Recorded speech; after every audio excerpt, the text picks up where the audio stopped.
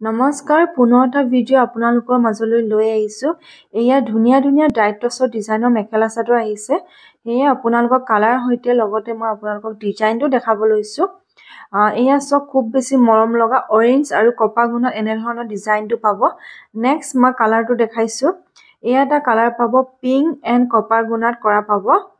আৰু এটা কালাৰ আপোনালোকে পাব ৰেড আৰু কপা গুণত। চক কিমান ধুনীয়া হয় ডিজাইনটো।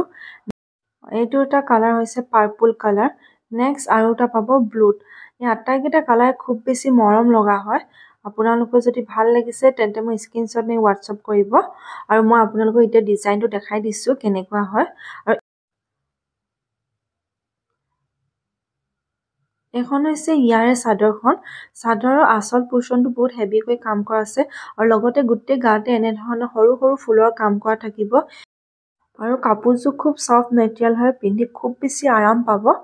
আৰু এতিয়া ইয়াৰে মই মেখেলাখন দেখাই দিছোঁ। এইখন হৈছে ইয়াৰে মেখেলাখন। মেখেলাখনো আপোনালোকৰ আঁঠু ওপৰলৈকে কাম কৰা থাকিব। এয়া চক এখন হৈছে ইয়াৰে মেখেলাখন।